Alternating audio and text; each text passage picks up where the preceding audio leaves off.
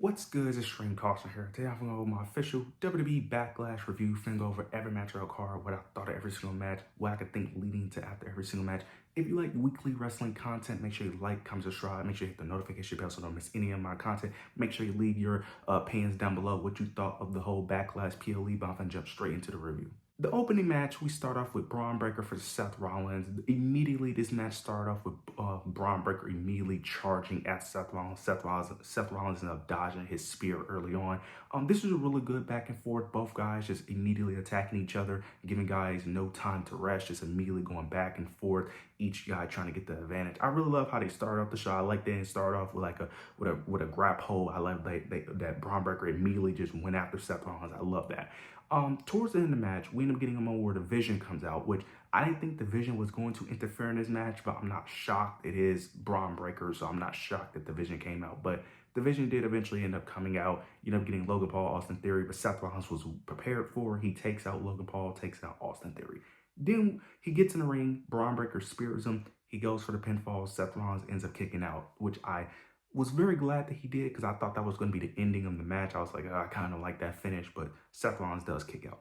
Then Braun Breaker tries to go for another spear. He's in the corner charging up the spear. He goes for it. It leads to a pedigree from Seth Rollins. Braun Breaker eventually kicks out. Seth Rollins then, I think he tries to go for an avalanche curb stomp. I think that's what he was going for to finish the job, but Braun Breaker ends up, I think he speared him in the air, but I could be wrong. But he ends up spearing him back-to-back times. Yeah, he speared him in the air, and then he ends up doing his signature running between the ropes and then speared him for final down and picked up the victory, which I am very surprised by. Very shocked that Braun Breaker won. I thought that they was going to have Seth Rollins win the first match. Now, I do think this is going to be a multi-man match because technically speaking, Braun Breaker won cleanly, but Seth Rollins can still use the excuse of the Vision did interfere. Seth Rollins can easily play mind games with Braun Breaker, telling him that he needs other people to help him to pick up the victory. So I can easily see them going that route. So I do see them continuing this feud. I was just a bit shocked because I thought they was going to have Seth win the first one. Braun Breaker attack Seth Rollins wanting a rematch. Typically do the heel chase the babyface to get the rematches. But it looks like they're probably going to have Seth chase after Braun to get his match again. So very interested to see how this plays out. But overall, I thought it was a really good, solid match. They gave them time. Very interested to see how they go moving forward. Especially with the addition of potentially Bronson Reed coming back whenever he comes back from injury. That should be very interesting to see how that plays out. So overall, this is a really good match. I like that Braun Breaker won because this elevates Braun Breaker. So, and I think Braun Breaker should be winning this feud. So him beating Seth Rollins as many times as possible is a good thing, especially for one of your pillars, one of the guys you're going to build for the future. I think this is overall great. Excited to see what they do next, but overall, this is a really great match. Moving on to the United States Championship match between Trick Williams versus Sami Zayn. This match I really enjoyed. I think this is arguably better than their WrestleMania match. They're telling the story of Sami Zayn going down a darker path, showing more and more heelish shines. It was a moment in the match where Lil Yachty was trying to distract the ref, but this ended up being an advantage for Sami Zayn. He ends up using the candy cane to end up whacking Trick Williams.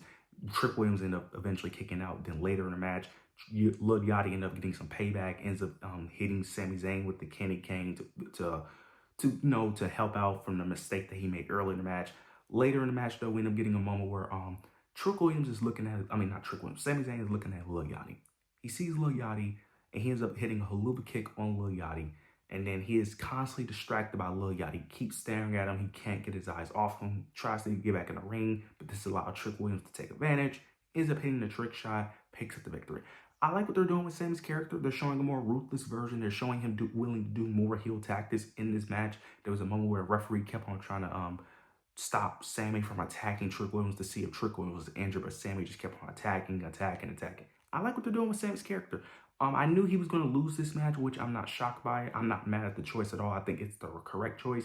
Again, I don't even think Sami should be in the mid-card. I think he should be in the main event scene. So eventually we'll see where this goes. If Sami eventually uses his heel turn similar to Kevin Owens, that's why I'm assuming they're going to go with this route where he's going to turn heel eventually, take it out on someone. I'm assuming that person he takes it out on is Cody Rhodes. I'm assuming who will be the undisputed champion around the time. It's just more so the time frame of that when it does happen, because is Randy going to be involved around that time? Is he going to be involved with Gunther? It's a lot of questions to ask, but I don't know if they're going to continue this saga. I can easily see them continuing it because it is Triple H at the end of the day. He does love to drag out storylines. I can easily see them continuing this out until Clash in Italy. I really wouldn't be shocked. Me personally, I don't want to see it anymore. I don't think we need to see it anymore. Trick Williams already beat him twice. I think it's time for Trick Williams to move on to different things. Even though as much as I like the feud, I just think it's unnecessary at this point. Sammy lost twice clean. Doesn't really have an excuse. It is what it is. Now, they could easily run a third match. Sami Zayn could easily say that he was distracted, that he wasn't focused. They can easily play that narrative. I just don't want to see it anymore. I think these guys did all they could do. I think it's time to move on, but overall, solid match, and Trick Williams retaining the United States Championship. We end up getting a tag team match between Danhausen, his mystery partner, versus The Miz and Kit Wilson. Okay, I'm not going to really go in depth on this match because, for one, I already didn't care for this match, and two, I already feel like this match should have been on a PLE. Now, I will say this.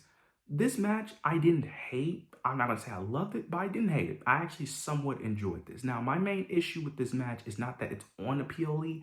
It's because we only have 5 matches on a PLE. That's more so my issue with this. If this was an eight match card, I wouldn't mind this being one of the matches, but PLE matches are already so few in between. The fact that we have people like Julia, the U.S. Women's Champion Tiffany Stratton, the tag titles, like there's so many other things that could be on a PLE, but we put this on a 5 match PLE. Again, if this was an 8 match card, even a 7 match card, I wouldn't mind it as much. But the fact that it's a 5 match PLE and we're wasting it on this is a bit of a slap in the face in my opinion. Towards the end of the match, you end up getting a moment where Kid Wilson ended up putting the mystery opponent. I almost forgot the mystery opponent. The mystery partner for Kit Wilson was his clone, basically, which I don't understand why people are surprised by this because they already alluded to this on SmackDown. They literally told Kit Wilson Danhausen, that the only person that would tag team with you is yourself. That was already a giveaway that it was going to be a clone. The clone ended up being a very short guy in a Danhausen mask, which I thought was funny. And it fits his character. I actually like this more than Jelly Roll appearing, which I thought was going to happen. So this actually fits his character, and I thought it was more entertaining. We ended up getting a moment where the clone ended up getting back into the clone machine by Kit Wilson, and then the machine goes off, and then it multiplied multiple clones, and then all the clones jumped Kit Wilson, which I thought was a bit confusing because that should have been a DQ, but they decided not to call it DQ. But the multiple clones ended up jumping Kit Wilson. This eventually led to Danhausen, of course, ended up picking up the victory. Look, this was a fun, comedic match. I don't mind the match at all. Again, I just don't like that it's on a 5 match PLE. That's really my only criticism of it. If it wasn't on a 5 match PLE, I really wouldn't have a problem with it, but I'm not going to speak too much about this match because, again, I didn't care for it, but it was a little funny in my opinion. But Danhausen and his mini Danhausens, his clones, ended up picking up the victory. Moving on to the singles match between Io Sky versus Asuka. This was a really great match. I don't really have much to say from spot to spot what really happened in this match, but this match was really great. They gave the women a lot of time, which is something that we kind of needed at WrestleMania. You know, we could have used that TV time for WrestleMania, but for whatever reason they decided not to. But they gave these women a lot of time to fight in the ring, and they put on a really great match.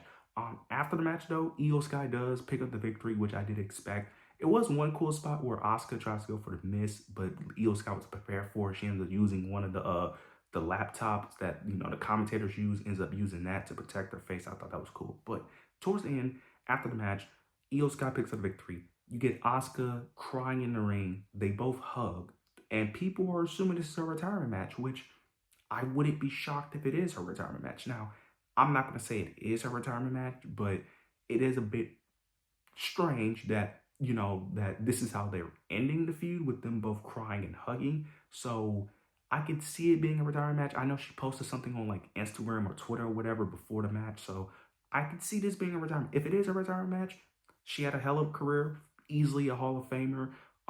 Very happy for her. Happy, that she was able to do it on her own terms, the way she wanted to go out. So if this is a retirement, thank you, Asuka, for all your contributions for in the WWE and just in wrestling in general. And you will be missed.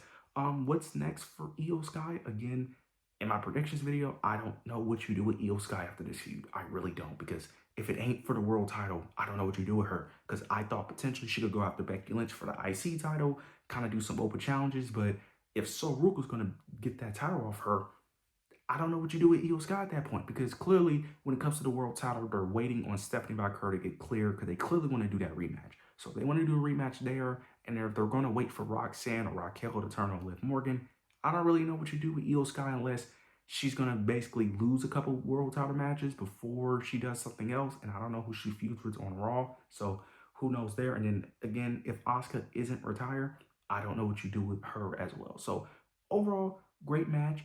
Very curious to see what happens next with these two women, whether Asuka's retired or not, and we'll see what's next with Io Sky. But Io Sky does pick up the victory.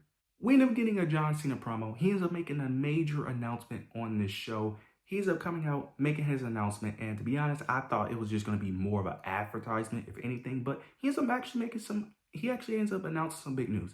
He ends up announcing that he's going to host a John Cena Classic, basically similar to what he did to Saturday Night's Main Event to elevate new up-and-coming talent from NXT, and he ends up saying that he's going to get all the current generation of superstars versus the new up-and-coming NXT superstars. They're all going to be facing each other, basically past versus future, in a tournament, and then they're going to face off in matches to become champion. But the champion isn't a real championship. It's the fans voting for said champion. So the person that the fans can want to win can lose and not make it far and still be champion. This idea isn't bad. We just got to see how it's executed. I like the idea of having NXT talent on the main roster facing main roster talent to get themselves over, to give them opportunity. I like it. Now, I kind of wish it was for like an actual prize, but I don't hate this at all. But I also understand why it's not for a prize because, you know, that could ruin making booking decisions more complicated. So I'm not mad at it at all. I kind of wish you could just make it a winner. That's really it, just a winner thing. You don't really need to make it a champion, but just make it a winner at the end of the day. So we'll see eventually how this all unfolds, how this plays out. We don't know when the first event is going to happen when they do this, but nonetheless, I like the idea. We just got to see how it's executed. The fan voting thing, it's a bit questionable because WWE can easily manipulate that thing, manipulate the fan voting. So we'll see how that plays out. But overall, I like the idea of it.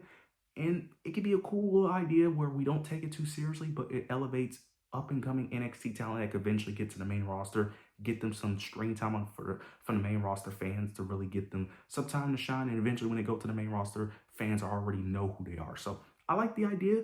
Very excited to see how this unfolds in the future. We finally get to the main event. We end up getting Roman Reigns versus Jacob Fatu for the World Heavyweight Championship match. This match was a really good match. Really enjoyed this match from start to finish. You end up getting Jacob Fatu constantly using the Tongan death grip. He used this like 8 times in this match, which I thought was a bit excessive. I like the move. I just don't like that we used it so many times because it's supposed to be a last resort. This man used it like 8 times in this match. It was a bit much in my opinion. But we end up getting one spot where he used the Tongan death grip to get an advantage, puts Roman through the announce table. We end up getting there wasn't really any like major spots like where I thought Jacob was going to win or where I thought Roman was at risk of losing the championship. But they did make Jacob look strong because this man took 6 finishers or signatures combined. He took 3 Superman punches and 3 spears, which is a bit ridiculous in my opinion. Towards the end of the match, Roman ended up pulling the turnbuckle pad, uses the exposed turnbuckle, hits Jacob on the exposed turnbuckle, hits him with a spear, picks up the victory. The finish of this match, I kind of like. I did kind of like that Roman had to cheat, but I understand the purpose of why they went this route. They wanted to protect Jacob in this match, so I understand why they had Roman cheat. After the match, though, Jacob is crashing out. He's frustrated. He's furious. Constantly attacks Roman Reigns. Puts him in the Tongan death grip. Again, he applied this like 8 times in this beatdown, which again, we're doing the Tongan death grip a bit too much. If he's going to use the move, let him just use it once or twice. Why is he applying it like 8 different times? He ends up standing tall, holding the world championship. Now, one thing I do want to know, after the match, Jacob Fatu stood up immediately after he lost, which is ridiculous, bro. Why? He no-sold everything Roman did to him in this match. Mind you, he took 3 Superman punches and 3 spears, and he no-sold all that shit.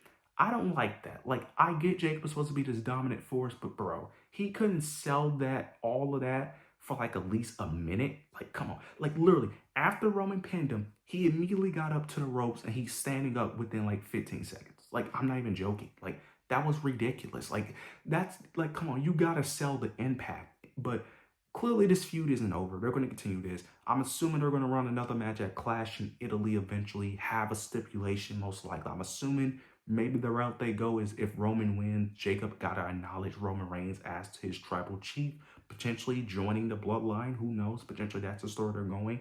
They could potentially add a stipulation where Jacob can't challenge for any world championships. Who knows? So I like the story they route they're going. This one's going to be very interesting to see how they play this out on Monday Night Raw. And I think this is basically confirms that Jacob is going to be on Raw. The fact they're running a rematch, this basically confirms that the trade on SmackDown for Gunther is Jacob to Raw. That's basically confirming it. So overall show, I thought this was a great show. Backlash has not missed in years. Backlash has been a show that has been continued to be a really great show after WrestleMania for years now. But I thought this was an overall great show. But you guys let me know your overall thoughts and opinions down below. Make sure to like, comment, subscribe. Make sure you hit the notification bell so you don't miss any of my content. But yeah, that's it.